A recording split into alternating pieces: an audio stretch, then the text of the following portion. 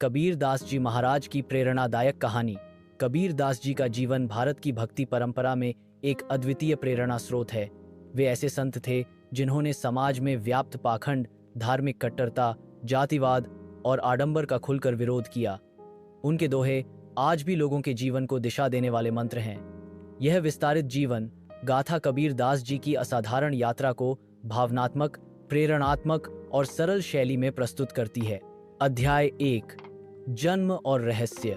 काशी, वर्तमान वाराणसी की भूमि पर जब गंगा अपने पवित्र जल से शहर को आशीर्वाद दे रही थी, तब एक दिन लहरतारा तालाब के पास एक नवजात शिशु कमल के फूल पर देखा गया। यह दृश्य रहस्यमय था। नीरू और नीमा नामक जुलाहा दंपत्ति, जो मुस्लिम समुदाय से थे, उस दिन लकड़ी बीनने गए थे। उन्होंने जब इस बालक को देखा तो मन द्रवित हो उठा। दोनों ने संतान थे और उन्हें लगा कि यह अल्लाह की रहमत है। उन्होंने उसे अपने घर ले जाकर पालना शुरू किया और उसका नाम रखा कबीर। कबीर का पालन पोषण अत्यंत सरल लेकिन कठिन परिस्थितियों में हुआ। जुलाहों का जीवन सादा, परिश्रमी और श्रमजीवी था। नीरू कबीर को सूत काटना सिखाते और नीमा उन्हें रोज कुरान शरीफ से नैतिक बातें समझाती। कबीर बचपन से ही विचारशील और जिज्ञासु थे। वे अक्सर पूछते, ईश्वर कौन है, वह कहाँ रहता है, उसे देखा कैसे जाए। ऐसे सवालों से उनके माता पिता चकित होते लेकिन उत्तर देने में असमर्थ रहते। अध्याय 2, गुरु की तलाश। कबीर का मन भक्ति और सत्य की ओर बचपन से ही खिंचने लगा था। वे संतों के सत्संग में जाने लगे जहां उन्हें ज्ञान की गहराई से जुड़ने का अवसर मिला। एक दिन उन्होंने काशी के प्रसिद्ध संत रामानंद की बातें सुनी और उनके विचारों से अत्यंत प्रभावित हुए। वे उन्हें अपना गुरु बनाना चाहते थे, परंतु समस्या यह थी कि रामानंद जी उच्चवर्णीय ब्राह्मण थे और कबीर एक जुलाहा, वह भी मुस्लिम परिवार में पले बढ़े थे। परंतु कबीर का हृदय प्रेम और समर्पण से भरा था। उन्होंने निश्चय किया कि वे रामानंद जी से ही दीक्षा लेंगे। एक भोर रामानंद जी गंगा स्नान को जा रहे थे, तभी कबीर घाट की सीढ़ियों पर लेट गए। रामानंद जी का पैर उनके ऊपर पड़ा और उनके मुख से निकला, राम राम कहो। कबीर ने उसी क्षण इसे अपना मंत्र मान लिया। जब लोगों ने यह बात रामानंद जी को बताई तो उन्होंने भी कबीर की दृढ़ता और श्रद्धा से प्रभावित होकर उन्हें अपना शिष्य स्वीकार कर लिया। अध्याय 3, कबीर की साधना। गुरु के मार्गदर्शन में कबीर की साधना गहन होती गई। वे दिन भर करघे पर काम करते और रात को साधना में लीन रहते। वे मंदिरों, मस्जिदों, ग्रंथों, मूर्तियों में नहीं बल्कि अंतर्मन में ईश्वर की खोज करते। उनका विश्वास था कि सच्चा ईश्वर मानवता, प्रेम और करुणा में बसता है। अध्याय 4, समाज से टकराव। कबीर की विचारधारा परंपरा से अलग थी। उन्होंने न मंदिरों की घंटी बजाई, न मस्जिद में सिर टेका। वे सच्चे प्रेम और आत्मज्ञान की बात करते थे। इससे पंडित और मुल्ला दोनों उनसे खफा हो गए। उन्हें तरह तरह से प्रताड़ित किया गया। एक बार उन्हें हाथी के पैरों के नीचे डालने का प्रयास किया गया। कभी पानी में डुबोने की कोशिश की गई, परंतु हर बार प्रकृति ने उनका साथ दिया। हाथी बैठ गया, पानी उन्हें नहीं डुबो सका। लोग चकित थे, पर कबीर शांत थे। उनका संदेश था, बुरा जो देखन मैं चला, बुरा न मिलया कोई, जो दिल खोजा अपना, मुझसे बुरा न कोई। अध्याय 5, कबीर के दोहे और उनका प्रभाव।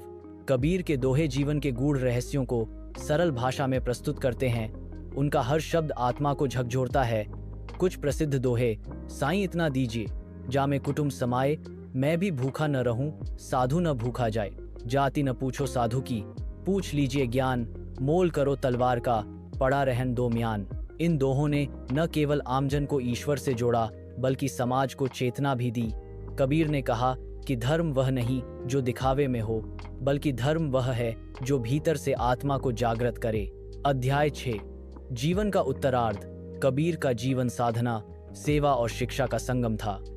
उन्होंने अपने जीवन काल में हजारों लोगों को आध्यात्मिक जागरण की ओर प्रेरित किया। उनके अनुयायी कबीरपंथी कहलाए। वे न किसी धर्म के विरोधी थे, न किसी के अनुयायी। उनका धर्म था मानवता। उनकी ख्याति बढ़ती गई। बनारस, मगहर, गोरखपुर, अवध, दिल्ली, पंजाब, सभी जगह उनके शिष्यों की संख्या बढ़ने लगी। पर वे कभी किसी स्थान से बंधे नहीं। वे चलते रहे, गांवों में, शहरों में, जंगलों में, और लोगों को जागरूक करते रहे। अध्याय 7, मृत्यु और मोक्ष। कहते हैं कि जब कबीर जी का अंतिम समय आया तो बनारस और मगहर दोनों शहरों के लोग चाहते थे कि वे उनके शहर में प्राण त्यागें। मान्यता थी कि बनारस में मरने पर मोक्ष मिलता है, जबकि मगहर में मृत्यु अपवित्र मानी जाती थी। कबीर जी ने लोगों की इस भ्रांति को तोड़ने के लिए जानबूझकर मगहर में प्राण त्यागे। जो काशी तन तजै, रामै कौन निहाल, मगहर मुए जो राम भजे, सो क्यों न होए विसाल।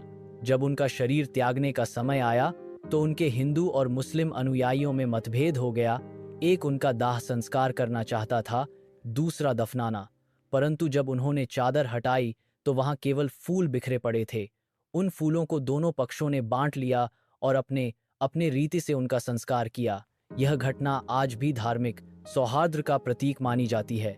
अध्याय 8, आधुनिक युग में कबीर की प्रासंगिकता।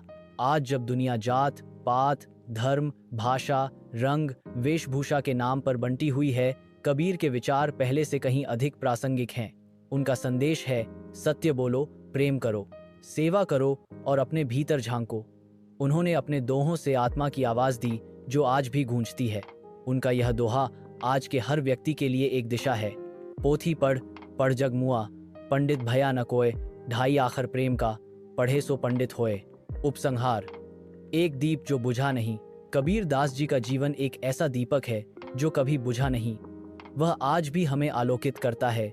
उनके विचार हमें सिखाते हैं कि सच्चा धर्म मानवता है, सच्चा ईश्वर प्रेम है और सच्चा जीवन वही है जिसमें करुणा, सेवा और सत्य हो। आज जब हम कबीर जयंती मनाते हैं, यह केवल एक संत को स्मरण करना नहीं, बल्कि अपने जीवन में उस अलौकिक प्रकाश को जगह देना है जो कबीर ने जलाया था। कबीर दास जी महाराज को शत शत नमन। वीडियो पसंद आया हो तो दिल से लाइक करें और ऐसे ही शानदार कंटेंट के लिए सब्सक्राइब जरूर करें।